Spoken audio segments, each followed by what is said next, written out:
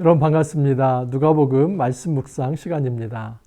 지금 밖에는 봄비가 촉촉히 내리고 있습니다. 우리의 삶 속에서도 성령의 단비가 촉촉히 내릴 수 있기를 간절히 소망합니다. 작년 이래 거의 1년 이상을 우리는 코로나 시대를 살아가고 있습니다. 깊은 어두운 터널을 지나가고 있습니다. 그래서 이 긴 겨울을 지나가면서 우리는 새봄을 소망했습니다. 여러분, 정말 계절만 바뀌는 것이 아니라 진정한 영적인 새봄이 이제 찾아오기를 간절히 소망합니다. 성령께서 기름 부어 주셔서 이 하늘의 평화와 하늘의 생명이 이 사회와 우리 삶과 가정과 공동체에 가득 넘쳐날 수 있기를 간절히 소망합니다. 우리 계속 누가복음 묵상하고 있습니다. 드디어 예수님께서는 이제 예루살렘을 향해 올라가고 계십니다. 예루살렘에 아직 도착하기 직전 예수님께서 순환 예언을 합니다. 이것은 예수님께서 예루살렘을 향해 올라가시는 목적이 십자가를 지시는 데 있다 하는 것을 알 수 있습니다. 그러나 예수님의 이런 예루살렘 행의 목표와 제자들의 예루살렘의 행의 어떤 목표가 좀 달랐습니다. 제자들은 예루살렘에 올라가면 한 자리씩 높은 자리 할 것을 생각했습니다. 예수님께서 그 메시아적 어떤 왕적 그 권능과 능력을 가지고 그곳에서 진정한 어떤 해방과 또 독립과 그리고 새로운 역사를 일으켜서 그곳에서 이 제자들은 높은 자리에 이르고 싶었던 것입니다. 이처럼 서로 동상이몽을 가지고 있었습니다. 예수님께서는 예루살렘에 십자가를 지기 위해 올라가고 싶었는데 제자들은 그곳에서 이제 영화로운 자리에 이르고 싶은, 높은 자리에 이르고 싶은 그런 야망이 있었습니다. 오늘 본문을 통해서 우리가 꿈꾸는 것이 무엇인지, 우리가 꿈꾸는 그 예루살렘이 무엇인지, 우리는 그 예루살렘을 향해서 왜 올라가려고 하는지, 그곳에서 우리는 무엇을 하려고 하는지 이 말씀을 통해서 도전을 받을 수 있기를 간절히 소망해 봅니다. 오늘 말씀은 누가복음 18장 31절에서 43절 말씀입니다. 31절에 34절 제가 한번 읽어드립니다. 예수께서 12 제자를 데리시고 이르시되 보라 우리가 예루살렘으로 올라가느니 선지자들을 통하여 기록된 모든 것이 인자에게 응하리라. 인자가 이방인들에게 넘겨져 희롱을 당하고 능욕을 당하고 침뱉음을 당하겠으며 그들은 채찍질하고 그를 죽일 것이나 그는 3일 만에 살아나리라 하시되 제자들이 이것을 하나도 깨닫지 못하였으니 그 말씀이 감추었으므로 그들이 그 이르신 바를 알지 못하였더라. 예수님께서 예루살렘을 향해 올라가시는데 12 제자를 따로 데리시고 그들에게 말씀을 하십니다. 선지자들에게 기록된 대로 인자가 이제는 죽임을 당할 것이다 라고 예언을 합니다. 인자가 이방인들에게 넘겨질 것이고 희롱을 당하고 능욕을 당하고 침뱉음을 당하고 채찍질을 당하고 그리고 죽을 것이다. 그렇지만 3일 만에 다시 부활할 것이다 하는 이 순환 예언을 합니다. 근데 이 순환 예언을 들었을 때 제자들은 그것을 하나도 깨닫지 못했다고 합니다. 그 이유는 그 말씀이 제자들에게 감추어졌기 때문이다 라고 이야기를 합니다. 여러분, 예수님께서 이 순환 예언을 하는 것을 예수님은 이 선지자가 말씀하신 그 예언이 응하게 하는 것이다 라고 말씀을 하는데 도대체 구약 성경은 예수님의 순환에 대해서 어떻게 이야기하는지 조금 찾아볼 필요가 있습니다. 이사야 53장 5절을 보면 그가 찔림은 우리의 허물 때문이요 그가 상함은 우리의 죄악 때문이라. 그가 징계를 받음으로 우리는 평화를 누리고 그가 채찍에 맞음으로 우리는 나음을 받았도다. 사실은 이사야 53장 전체를 한번 읽어볼 필요가 있는데 시간 관계상 53장 5절 한 절만 읽어봤습니다. 여러분, 예수님께서 찔림을 당하고 상함을 당하고 또 채찍에 맞는다고 합니다. 이것은 지금 예수님께서 지금 순환 예언을 하는 것과 비슷합니다. 이방인들에게 넘겨져서 희롱과 능욕을 당하고 그리고 채찍질을 당한다. 여러분, 지금 예수님께서는 이 선지자들이 말했던 그 고난받는 종, 그 종이 바로 예수 자신이다 하는 것을 예수님께서는 말씀을 하고 계신 것입니다. 자, 그러면 이제 부활은 어떤 것인가?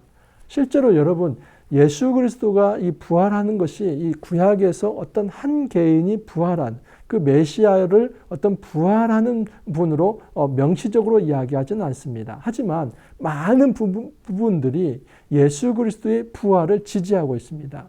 저는 몇 구절만 한번 살펴보겠습니다. 에스겔서 37장을 한번 좀 살펴보도록 하겠습니다. 에스겔서 37장 11절에서 14절을 보면 또 내게 이르시되 인자야 이 뼈들은 이스라엘 온 족속이라 그들이 이르기를 우리의 뼈들이 말랐고 우리의 소망이 없어졌으니 우리는 다 멸절되었다 하느니라. 그러므로 너는 대언하여 그들에게 이르기를 주 여호와께서 이같이 말씀하시기를 내 백성들아 내가 너희 무덤을 열고 너희로 거기에서 나오게 하고 이스라엘 땅으로 들어가게 하리라. 내 백성들아 내가 너희 무덤을 열고 너희로 거기에서 나오게 한즉 너희는 내가 여호와인 줄 알리라. 내가 또 내 영을 너희 속에 두어 너희가 살아나게 하고 내가 또 너희를 너희 고국 땅에 두리니 나 여호와가 이 일을 말하고 이룬 줄을 너희가 알리라. 여호와의 말씀이니라. 여러분 이스라엘 백성이 바벨론에 의해서 망하고 그 포로 기간 중에 에스겔에게 하나님께서 주신 환상입니다. 하나님께서 에스겔을 그 어떤 골짜기로 인도하십니다. 근데 그 골짜기에 뼈들이 있었습니다. 육탈이 다 되었습니다. 그래서 이미 그 뼈들은 다 마른 뼈들입니다. 그런데 그 마른 뼈들을 향해서 설교하라는 겁니다. 일어나라는 겁니다. 그러면 일어날 거라고 하는 겁니다. 여러분 실제로 이 환상 속에서 그 설교를 했더니 그 뼈들이 일어납니다. 이건 환상입니다. 여러분 그러면 이 환상이 무엇을 상징하는 것인가? 이 뼈들이 살아나는 것은 이스라엘 백성이 현재는 포로가 되어서 그렇게 죽은 자가 되었고 또 소망 없는 백성이 되었지만 그 포로로 끌려온 이 백성들이 다시 고국으로 돌아가서 해방을 받아서 이스라엘 백성이 이제 새로운 어떤 자유의 삶을 살 것이다 하는 그 예언의 말씀입니다.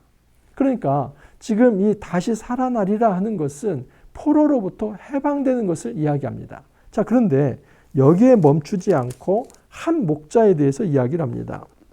37장 24절 에스겔서입니다. 내 종 다윗이 그들의 왕이 되리니 그들 모두에게 한 목자가 있을 것이라. 그들이 내 규례를 준수하고 내 율례를 지켜 행하며. 여러분 다윗 왕 죽은 지 오래되었습니다.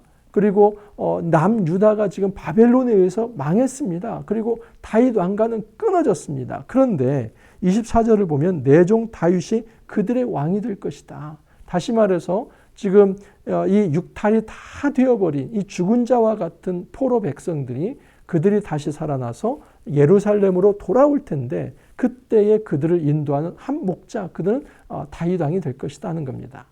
여러분 예수 그리스도는 이 다윗의 후손으로서 이 땅에 오셨습니다. 혈통적으로는 다윗의 후손입니다. 하지만 성령으로 잉태한 하나님의 아들로서 이 땅에 오셨습니다. 예수님께서 다윗의 후손 다윗 왕으로 이 땅에 오셨다. 이 이야기는 예수님께서 메시아로 오신다는 것을 이야기하는 것입니다. 또한 25절 이하도 보면 내가 내 종 야곱에게 준 땅 곧 그의 조상들이 거주하던 땅에 그들이 거주하되 그들과 그들의 자자 손손이 영원히 거기에 거주할 것이요 내 종 다윗이 영원히 그들의 왕이 되리라. 내가 그들과 화평의 언약을 세워서 영원한 언약이 되게 하고 또 그들을 견고하고 번성하게 하여 내 성소를 그 가운데 세워서 영원히 이르게 하리니. 이제 돌아온 백성들에게 진정한 왕은 다윗이 될 것이고 그 다윗은 다시 성전을 건축할 것이다 하는 것입니다. 여러분 구약의 많은 성경들이 예수님의 고난에 대해서 또 예수님의 부활에 대해서 예언을 합니다. 물론 아주 직설적으로 예수라고 직시하고 또 어떤 메시아가 부활할 거라 이렇게 얘기하지 않지만 이 포괄적으로 구약은 지금 예수님의 고난과 부활에 대해서 예언을 합니다. 제가 그것을 말씀을 드린 것입니다. 자, 그러면 예수님은 어떻게 자기 인식을 하는가? 요한복음을 볼 필요가 있습니다. 여러분 예수님께서 요한복음 2장 19절에서 21절에 이렇게 말씀을 합니다. 너희가 이 성전을 헐라. 그러면 내가 사흘 만에 일으키리라. 그곳에 그 얘기를 들었던 이 종교 지도자들 유대인들이 놀랐습니다. 그리고 정말 기가 막혀 했습니다. 지금 이 헤롯 성전 46년 동안 지어진 거 모릅니까? 그런데 어떻게 허물기도 어려운데 그걸 사흘 만에 당신이 일으키겠다고 하는 겁니까? 그런데 여러분, 제자들은 이 예수님께서 말씀하신 것은 자기 육체를 두고 말씀하신 것이다 하는 것을 부활 후에 깨달았다는 것입니다. 그러니까 예수님에게 있어서 성전 건축이라고 하는 것은 이 건물이 아닙니다. 이 건물로서의 성전은 예루살렘 딱 하나밖에 없습니다. 근데 그 성전은 허물어질 것이고, 다시 말해서 구약의 이 성전, 그 기능을 다 이제 했습니다. 왜냐하면 새로운 성전, 이제 예수 그리스도가 이 땅에 새로운 성전을 오셨기 때문에 그 그림자는 사라지고 실체이신 예수님께서 그 새로운 성전이 될 거라 하는 것입니다. 그래서 예수님은 자기의 죽은 지 사흘 만에 다시 부활하시지 않습니까? 그래서 사흘 만에 내가 이 성전을 다시 일으키리라 하신 것입니다. 여러분, 이것이 에스겔서의 예언과도 연결이 됩니다. 에스겔서에서 이제 골짜기에 육탈이 다 된 그 뼈들, 그들에게 설교하지 않았습니까? 근데 그들이 살아나서 다시 돌아갈 거라고 하는 거 아닙니까? 그것은 지금 포로된 백성들이 해방을 받아서 예루살렘에 돌아갈 것이다. 근데 그들에게 다윗 왕의 한 목자가 세워질 것인데, 그는 바로 그 예루살렘에 돌아가서 성전을 건축할 것이다. 여러분, 이 포로로부터 해방의 정신과 그리고 새로운 나라를 만들고 그곳에 성전을 세우는 것이 예수 그리스도가 이 땅에 오신 메시아의 모습입니다. 예수님은 이것을 너무나 잘 알고 있었습니다. 내가 예루살렘에 올라가서 죽어야만 바로 이 옛 성전이 허물어지는 것이고, 내가 다시 부활해야만 새로운 성전이 세워지는 것이며, 그곳이 바로 하나님 나라가 될 것이고, 그 예수 그리스도의 성전, 예수님을 통해서 이제는 하나님을 예배하는 새 세상이 열리게 될 것이다 하는 겁니다. 여러분, 이 깊은 하나님 나라 신학을 제자들은 하나도 깨닫지 못했습니다. 그 말씀이 감추었다고 합니다. 여러분, 그 말씀이 왜 감추었을까요? 제가 한 가지만 좀 예를 들면, 누가복음 22장 24절 이하를 보면 이런 말씀이 있습니다. 또 그들 사이에 그중 누가 크냐 하는 다툼이 난지라. 예수께서 이르시되 이방인의 임금들은 그들을 주관하며 그 집권자들은 은인이라 칭함을 받으나 너희는 그렇지 않을지니 너희 중에 큰 자는 젊은 자와 같고 다스리는 자는 섬기는 자와 같을지니라. 앉아서 먹는 자가 크냐 섬기는 자가 크냐. 앉아서 먹는 자가 아니냐. 그러나 나는 섬기는 자로 너희 중에 왔노라. 여러분, 예수님은 섬기는 자가 되기 위해서 그 십자가를 지시려고 하는데, 제자들은 누가 크냐 하는 이 자리 다툼을 하고 있었습니다. 여러분, 이처럼 예루살렘 행에 있어서 예수님은 섬기는 데 목적이 있었지만 제자들은 높아지는 데 있었기 때문에 예수님이 하신 말씀이 단 하나도 귀에 들어오지 않았다는 것입니다. 18장 34절 다시 읽어드립니다. 제자들이 이것을 하나도 깨닫지 못하였으니 그 말씀이 감추었으므로 그들이 그 이르신 바를 알지 못하였더라. 제자들에게는 말씀이 감추어졌다는 겁니다. 왜 감추어졌겠습니까? 그 높아지고자 하는 탐욕과 야망. 정말 예루살렘은 예수님처럼 그 십자가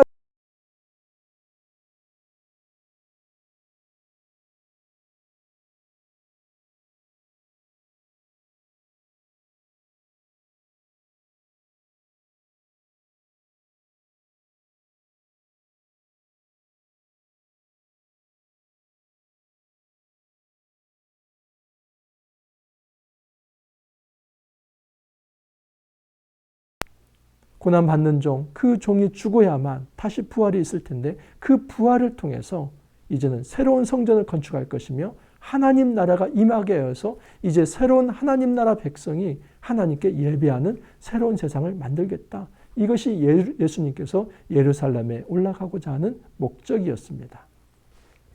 자, 그 예루살렘 행 앞에 이제 시각장애인 하나가 나타납니다. 35절 이하를 보면, 여리고에 가까이 가셨을 때 한 맹인이 길가에 앉아 구걸하다가 무리가 지나감을 듣고 이 무슨 일이냐고 물은데, 그들이 나사렛 예수께서 지나가신다 하니 맹인이 외쳐 이르되 다윗의 자손 예수여 나를 불쌍히 여기소서 하거늘 앞서가는 자들이 그를 꾸짖어 잠잠하되 그가 더욱 크게 소리질러 다윗의 자손이여 나를 불쌍히 여기소서 하는지라. 여러분, 이것은 제자들과 아주 대조가 되는 한 사람입니다. 제자들은 자기가 높아지고자 하는 그 탐욕과 야망 속에서 예수님의 말씀이 하나도 들어오지 않는데 정확히 이 시각장애인은 예수님을 다윗의 자손이여 하고 부르짖습니다. 여러분, 다시 한번 제가 에스겔서 말씀 한 구절 다시 읽어드립니다. 내가 내 종 야곱에게 준 땅 곧 그의 조상들이 거주하던 땅에 그들이 거주하되 그들과 그들의 자자손손이 영원히 거기에 거주할 것이요 내 종 다윗이 영원히 그들의 왕이 되리라. 여러분, 그래서 이스라엘 백성들은 이 메시아를 다윗의 자손이라고 그렇게 인식하고 있었습니다. 이 구절들 때문에. 예수님께서 말씀하시는 건 뭐냐면 내가 진정한 다윗으로 이 땅에 왔다는 겁니다. 아니, 다윗보다도 더 큰 메시아라는 겁니다. 근데 그것을 누가 얘기합니까? 시각장애인이 얘기하고 있습니다. 12제자 지금 3년간 훈련 받았지만 그들은 예루살렘에서 야망과 탐욕의 꿈을 꾸고 있는데 그래서 예수님께서 말씀하신 순한 예언이 하나도 말씀이 들어오지 않았는데 지금 이 소외받고 비천하고 그리고 당시에 누구도 눈길을 주지 않고 그리고 저주받은 인생이라고 얘기했던 그 시각장애인이 예수님을 향해서 다윗의 자손이여 하고 부르짖습니다. 누가 제자인가를 이 누가복음 물어보고 있습니다. 여러분, 진짜 누가 제자입니까? 12제자입니까? 아니면 이 시각장애인입니까? 적어도 이 본문에서는 여러분 이 12제자를 부끄럽게 만드는 진짜 제자는 시각장애인입니다. 예수님을 향해서 다윗의 자손이요. 예수님께서 내게 무엇을 하여 주기를 원하느냐? 네, 보기를 원하나이다. 그래서 말씀하십니다. 보라, 내 믿음이 너를 구원하였느니라. 어제 말씀과도 연결이 됩니다. 여러분, 어떤 부모가 어린아기 하나를 예수님께 데리고 나왔을 때 많은 사람들이, 이 특별히 제자들이 이 어린아기를 데리고 온 부모를 꾸짖지 않았습니까? 제발 방해하지 말고 데리고 가라고 하지 않았습니까? 그렇듯이 이 시각장애인이 예수님 앞에 나와서 다윗의 자손이여 부르짖었을 때 그 시각장애인을 꾸짖었습니다. 감히 어떻게 부정한 몸으로 예수님과 같이 성결한 몸을 만지려고 하냐? 그 부르짖냐? 예수님의 길을 막지 말고 절로 가. 여러분, 진정한 어린아이, 그 어린아이처럼 예수님을 갈망하고 예수님께 의존하고 의지하고 예수님의 능력을 바랐던 이 시각장애인이 진짜 하나님 나라를 유업으로 받을 수 있는, 천국을 받아 누릴 수 있는 진짜 어린아이지 않습니까? 우리에게 이런 어린아이에 참 믿음이 있어야만 합니다. 여러분, 시각장애인이 진짜 제자입니다. 우리가 비천해도 괜찮습니다. 소유가 없어도 괜찮습니다. 사회적 계급이 좀 낮아도, 계층이 낮아도 괜찮습니다. 아무 문제되지 않습니다. 주님께서는 예수님을 진정한 참된 왕으로, 메시아로 인정하고 그 앞에 무릎 꿇을 수 있는 자, 그들에게 천국을 선물하겠다라고 말씀을 하십니다. 예루살렘 길 앞에 우리는 어떤 꿈을 꾸고 있습니까? 예수님께서는 십자가를 꿈꾸었습니다. 그 예루살렘에서 높은 자리에 올라가서 다른 사람을 밑에 두고 그렇게 군림하는 그런 어떤 세상의 통치자가 아니라 섬김을 통해서 그 죽음을 통과한 진정한 부활을 통해서 하늘 위에 올려지는 진정한 하나님의 아들로서의 이 왕이 되기를 예수님께서는 원하셨습니다. 여러분, 십자가 없는 부활은, 십자가 없는 영광은 가짜입니다. 우리가 정말 제자가 되기를 원한다면 우리 역시도 예루살렘에 대한 시각과 꿈을 교정할 필요가 있습니다. 내 인생에 있어서 꿈꾸는 그 예루살렘이 나의 야망과 탐욕으로 높아지는 데 있는 것이 아니라 철저히 낮아지고 섬김을 통해서 바로 그 섬김을 통해서 진정한 하늘 백성 되는 이 목표를 가질 필요가 있습니다. 여러분, 우리가 함께 예루살렘을 꿈꾸길 바랍니다. 그러나 헛된 야망과 탐욕이 아니라 정말 예수님께서 걸어가신 그 십자가의 길을 우리도 조용히 따라가기를 원합니다. 예수님께서는 우리가 작은 예수가 되기를 바라십니다. 우리에게도 역시 작은 십자가를 지고 우리가 가지고 있는 내 몫의 십자가를 지고 예수님을 조용히 따라가기를 원하십니다. 오늘 하루도 이 제자로서의 삶 승리할 수 있기를 간절히 소망합니다. 함께 기도합니다. 주님 감사합니다. 예루살렘 앞에 예수님께서는 섬기는 자로서 십자가를 꿈꾸지만 제자들은 누가 크냐 논쟁하며 정말 그곳에서 야망과 탐욕을 꿈꾸고 있습니다.